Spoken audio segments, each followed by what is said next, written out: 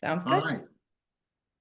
I'm Ray Allegrezza with IFRA and Home News Now, and I want to welcome you to the latest issue and edition of The Last Word. In case this is your first time, good for you because you're going to catch a great one. What we do, the purpose of the show is to bring you face to face with industry leaders and thought leaders, and nobody better today than Tammy Nagem, who is the president and CEO of the High Point Market Authority. And if I can give a shameless plug because she's too modest, Tammy is going to be honored as a pillar of the industry at our upcoming FIAG, October 25th, at the Nito and Mariana Quabain Conference Center in High Point. So you guys need to come and celebrate with her and the other honorees. So first of all, congratulations. Thank you, Ray. I'm so excited for this honor and was just in disbelief when you all called and told me about being honored this market. This is certainly something that that I will never forget. This is pretty amazing. Well, not to take anything away from any of the predecessors, but I'm just going to come out and say it. You were always the go-to person. I mean, you were behind the scenes, never really, never looking for any accolades, but you just always were the go-to person, got the job done, knew the answers, anticipated my questions, and made my life easy. And so nobody better, nobody more deserving. So seriously, from the bottom of my heart, nobody better than you this year. So thank you for accepting. Thanks, Ray. Thank you. Thank So you. everybody knows who you are, but do they know you? Talk to me a little bit about, where you went to school, what were you doing before you came to the Market Authority? Yeah, so I like to say that I have sawdust in my veins, Ray. I come from somewhat of a furniture family. My dad worked for Bassett for 36 years. So I grew up watching him come to High Point twice a year. He taught me to play poker and took me to W.M. Bassett and on a Saturday morning and, bet on me with all the guys. So I like to think I cut my teeth during those times. But I actually went to college at Longwood University in Farmville, Virginia. And as strange as it may sound, I have a master's degree in counseling. So Well suited in this industry, right? No, everybody says, I mean, what better thing to have? I started my career in youth serving nonprofits and worked about 8 years across several different youth serving organizations, training folks to work with high-risk kids, and had an opportunity. I had worked very closely with a previous mayor, Judy Mendenhall, who was starting the Market Authority. And she came to me and said, look, I need somebody to help me keep balls in the air, was her exact words. And that she said, this is going to be new to me. So I just need somebody I know I can work with. And so I made a major leap and almost 23 years ago came to the Market Authority. That's amazing. And what a record. And I don't want you to be shy on this. I really want people to know because the Market Authority, and especially with you at the helm, you've really been relentless in a good way in improving the market experience. For those who are not familiar with the day-to-day, could you talk to me a little bit about just some of the things that you guys have done to Sure. enhance the experience? Absolutely.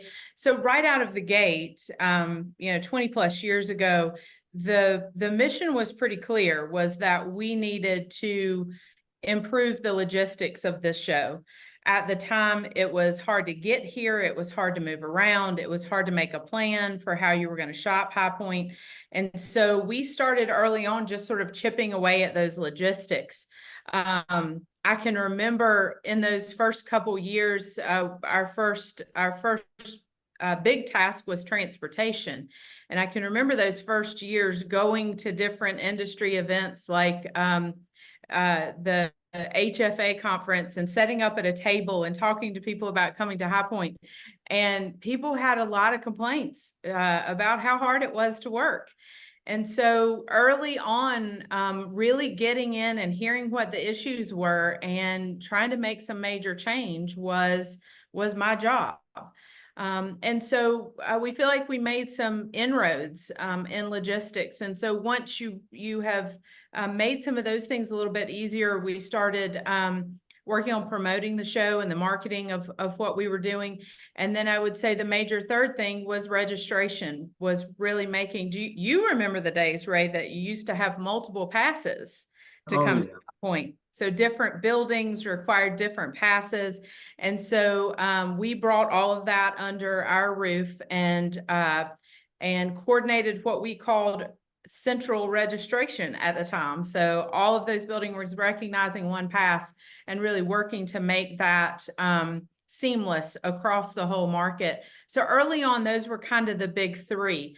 I would say in the last 10 years, we've really concentrated on improving that guest experience, as you talked about, and moving into a concierge for hotel rooms, making sure that we had really good quality education, networking, the at-market events that happen here, making sure we have a website where buyers can effectively plan for market. They can look at our exhibitors and put them in their market plan based on category, and even map it by building and by bus stop. So all those things that allows them to plan for that trip before they get here, and then have the tools to use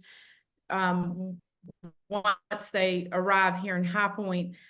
I would say the other big thing that we feel like we've really been able to make a difference in is really pulling together this market community. Market is made up of 180 different buildings with about 100 different owners. And so fostering that communication across those buildings and really helping everybody work towards that good guest experience, not just in what we do, but making that something that is prevalent across the whole marketplace, and trying hard to get everyone to sort of the left hand to know what the right is doing. We like to think we're kind of the glue that holds all of that together. Yeah, you sure are. What's on your radar? What's around the corner? What are you working on now? Because I know you're doing something. We are. So several big things. I would say number one is probably technology, and making sure that we have a long-range technology plan. We have for years, we've had an app, we've had a website. You can, see your bus route. You can, all those things, but we haven't really gotten to a place where all this is integrated and very seamless. And in a show as large as this one, that takes some work. And so we've been making some changes to some vendors, bringing some folks on team with us, bringing our development in-house, and working on our databases and all those things that feed the systems. So a lot of that back of the house work that is not glamorous by any means. But I think once we begin to roll this out, we want almost a Disney-esque sort of environment for people to work market, to be able to have some tools to utilize that. And maybe that includes some more premium offerings that you're able to see via that technology, but really ramping those things up. Also excited about the capital improvements that our state has made, $9 million. We were successful at lobbying for in the long session last year. So in 2 years, last year and this year, we will receive that $9 million, and it's to make physical improvements in the downtown. So we're burying power lines and improving sidewalks and streetscapes and signage and all those things that really improve that physical look of the market district as a whole. And I would say the last thing is just working more closely with our community to make sure they understand the importance of this market. So when our guests come to town, they feel welcomed and feel like we're all part of this welcoming effort that we're all glad to see them here. So I'd say those are the big things. I think it bears repeating at a time when everybody, including the government, is watching every penny. The fact that you and your team got $9 million is huge. that really is a feather in your cap. Thank you. It's you know, we have some great friends on both sides of the aisle in the House, the Senate, and in the governor's mansion.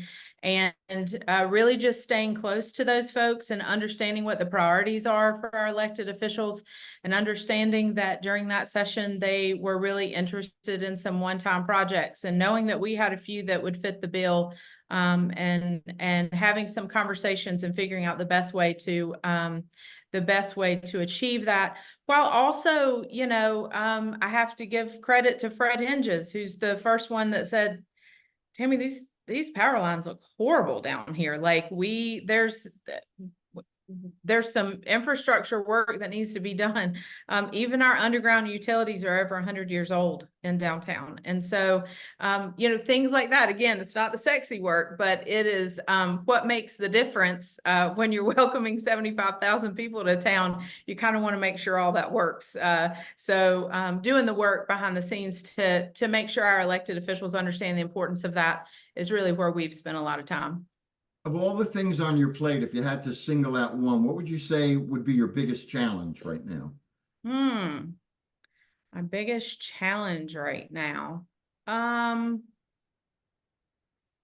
that's a great question, Ray. I think just, you know, with the dollars that we have, making sure that we're prioritizing.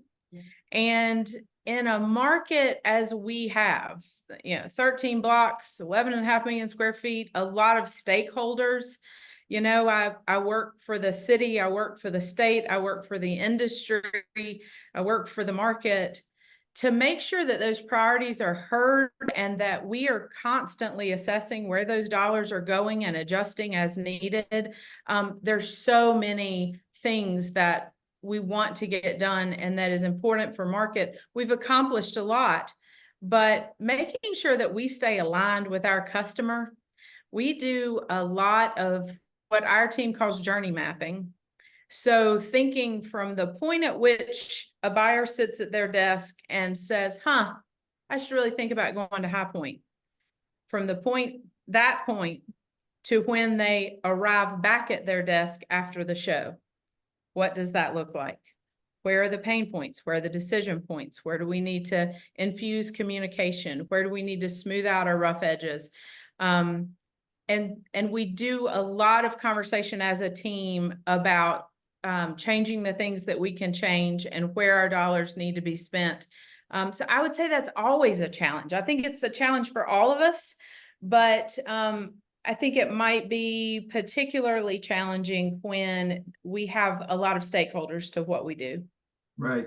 You know, would it also be fair to say your biggest challenge, in other words, reacting to a changing, not Yes, just a changing market, but a changing business climate, is that right. also the biggest opportunity? Could you make a case for that? I mean, I think so. Absolutely. I mean, I think if I didn't feel that way, I wouldn't be sitting here talking to you. I rarely have a day that I get up and don't want to come to work. I am energized by the work that we're doing here, by the relationships, by the feedback that we've gotten from the market. And you're absolutely right. It presents all kinds of opportunities. And it's just, you know, figuring out each day. It's kind of like whack-a-mole. It's figuring out which one you're going to whack that day. So this may not be a fair question, but if you had to point to one thing that you're most proud that you and your team have done, what do you think it would be? That this might be a little bit of an unconventional answer, but I'm most proud of this team. I am most proud of the folks who stand alongside me to get this market done. The energy, the passion, the love for this city and this industry that these 12 people possess is inspiring to me. And to be able to lead this group of people has been one of my, I would say, all-time greatest achievements, is just to be able to sit here and to be able to lead this group of people. There are folks who've worked with me here for 15 plus years. And so for me to sit in this seat and then be able to lead a group of people that I have worked alongside or behind or in front of for so many years, it's an honor to do so. And I've just got to say, and I'm not being gratuitous, I would never do it, but I'm just saying because it's the truth. Under your leadership, Market Authority has made more of an effort to sit down with IFRA and say, what do you need? How can we help you? How can we work together? So I've been in meetings with your team, and if I only had one word, you know me, big mouth, I got a million words, I'd say that they're totally engaged. All right, I lied, Yes. 2 words, but they really are laser focused and totally engaged. Yeah. So you've got a great team, and that really rolls back up to you. Now let's just segue for a minute from internally, look outward. If you could advise the industry to do one thing that would make us all better, what do you think it could be? Besides get rid of me, put a bag over my head. What would... I think, I don't know. There are times I think that as an industry, we don't recognize what we have. We don't recognize and appreciate that we are an industry that supplies homes all over the world and what that means.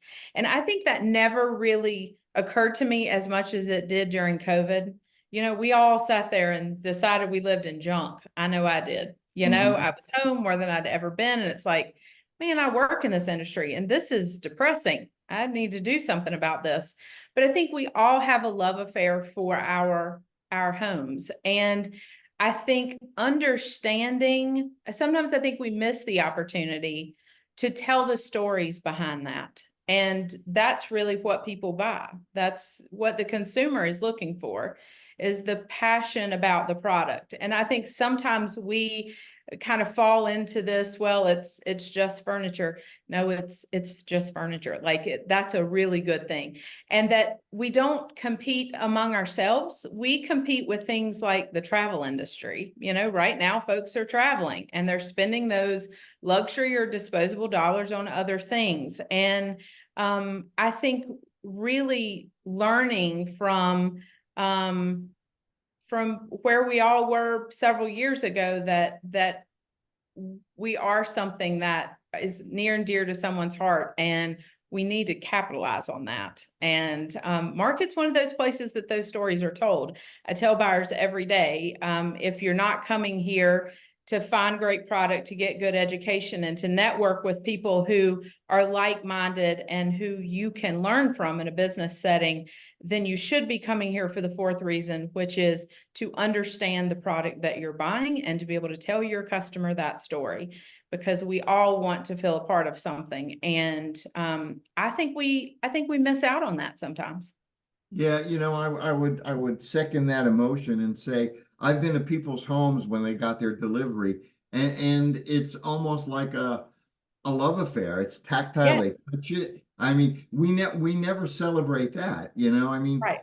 that it's almost like a new member of the family. So you're Yeah. absolutely right.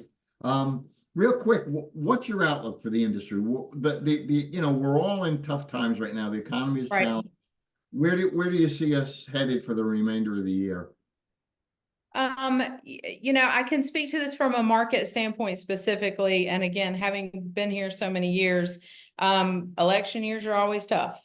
And I think we're sitting smack dab in the middle of one of those right now, where we're all kind of can't really predict where things are going to be. And that uncertainty, certainly the end consumer feels that. And I think that is, why our industry in places, where it's tough out there. I'm hearing that across the board.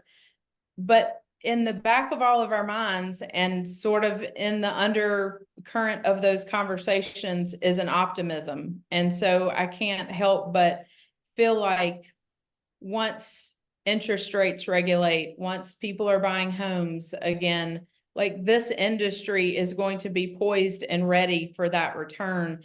And I think good design and great showrooms and good storytelling will be the things that move that needle. But I think for the rest of this year, we're probably going to have to grit our teeth a little bit. And, I'm very optimistic for 2025. What about you, Ray? What do you think? Same thing. We still have a little bit of a COVID hangover. It's an election year. Supply chain is getting better. We still got hiccups. We still Yes. have more product than we have people to buy it, but it will cycle. And as someone, you and I, this is not our first rodeo. And the one thing I always tell people about the industry, it's got some of the best people I've ever met, and we're resilient as hell. We have been through everything you could think of, especially Yeah. at market. It seems like every time market comes, there's a hurricane, there's a war, there's and we get through it, and we just keep getting up and taking us Right. forward. And I love that about our business. Absolutely. Yeah. No, So I couldn't agree more. I think we're scrappy. We're a yeah, scrappy we are. industry. Yeah. We punch above our weight, as my father used to That's say. right. All right. So in keeping with the name of this Zoomcast, the last word, you, not me, get the last word. So last thoughts, anything and everything. Hit me. I think I would just, I have so enjoyed, working with you and your team at IFRA and really getting to know some of our rep community that for years, I've known some of them, but I feel like in this role and with working with your organization, we probably have more conversation with reps than we ever have. But understanding their critical position in this market and in this industry has been something that we've grown from. And as you said, we like to have conversations with you because I want to make sure that this market is serving them well, because if the reps are getting what they need, our customers are getting what they need. They are the closest folks to my customer. And so I always want to make sure that they're taken care of. So I just appreciate the job that IFRA is doing. You and Steve do a fantastic job. And we're just excited to be a part of that IFRA family. And I think that there's only growth that can come from that, and we're excited about what that means. That's terrific. And thank you for those words. And thank you for doing this. And I got to tell you, we are excited and so looking forward to Friday, October 25th, when Yes. we present you with a well-deserved pillar of the industry for all you've done and all you're still going to do. I mean, Right. you got more juice than Tropicana. So I Yeah. know you got a lot of good things ahead. So thank you for making time. Have a great day. Keep up the work because we need everything you do, and we'll see you soon. Sounds great, Ray. Thank you. Thank you. Have a great day. You too. All right. Bye-bye.